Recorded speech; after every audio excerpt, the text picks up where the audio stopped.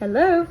So it has been a while since I've done a video, so I was going to show y'all how to do different types of folding, the stretching and folding.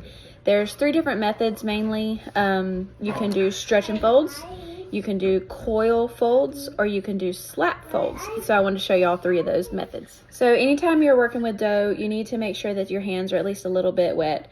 And so for this method is stretch and folds. And this has already been folded a couple times, so it's a little easier to work with.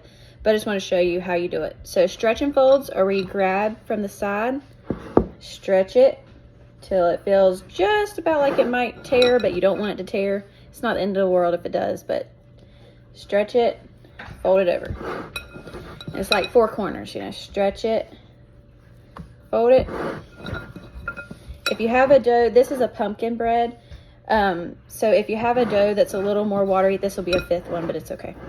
Then you can do a little extra work with it to try to build gluten. Each time that you stretch it or do any of these type of stretch and folds, you are working on building the gluten in the dough. So every time that you do it, you'll feel it a little bit more stiff. Okay, so it's been a few minutes. I need to let my dough rest between because you don't want to overwork it. The next type of fold is a coil fold, which is hard for me to say because I'm Southern and I want to say coal fold. So a coil fold. A coil fold is better for bulk dough. When you have like this giant tub of dough, it's much easier to do a coil fold than stretch and folds because you've just got so much to work with. So I'm going to wet my hands and I'll show you what that one is. Okay. So what this is gathering it from the middle.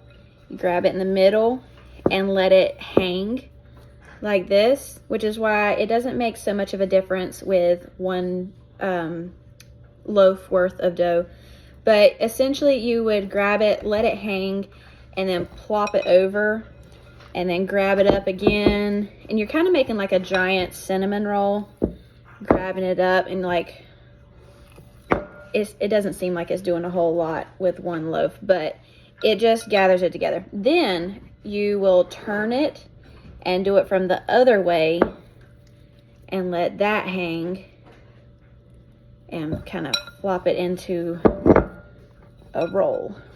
And it does, especially with large amounts of dough, it does help a lot. But you can see kind of what that looks like. So that is a coil fold. Okay, so now that our dough has rested for a little while, the next type of fold is called a slap fold. So we want to make sure that our counter is clean because it will pick up everything on the counter. And this type of method is better for a more liquidy dough, so it might be a little bit harder for me to do it with this one since I've already done several different types of stretch and folds, or different types of folds on it. So, but I'm going to try it just to show you. Okay, so we're going to dump our dough out on the counter.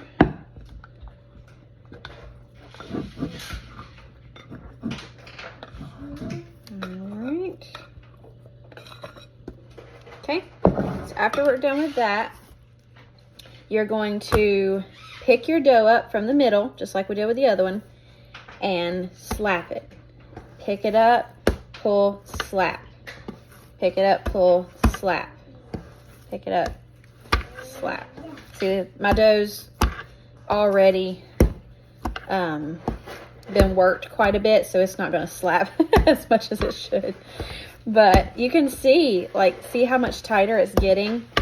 You're going to grab it. You kind of like drag it and slap it over.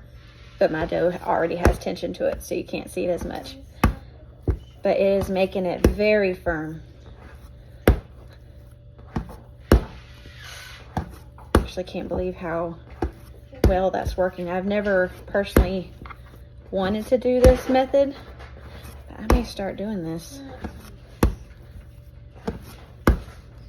Like, it's not even wanting to stretch anymore because it's so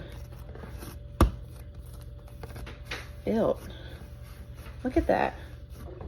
This hasn't even done bulk fermentation yet. This is fresh dough that I just mixed together a little bit ago, and it is already to the point where you could do shaping. That's crazy. Okay, so I'm just gonna stick that back in my bowl since that is it for the demonstration. And then this is going to bulk rise, and then I will do more shaping later. But that is a very good method. The slap and folds are a really good method, especially if you have a higher hydration dough, or if you're doing like a chocolate loaf or something that it has more to it, more sugar, or anything like that in it. That's a really good method, because that was impressive how fast that came together. So that is all I have for you today. I just wanted to show you the different ways to fold the dough. Sourdough is very cool like that. You can do so many different methods and still come out with a great product. There are some ways that make it a more high quality product, but overall you can take it from 100 different ways and still come out with a great loaf of bread. So hope you enjoyed this video, and click like and subscribe, and I'll share more later. Thanks.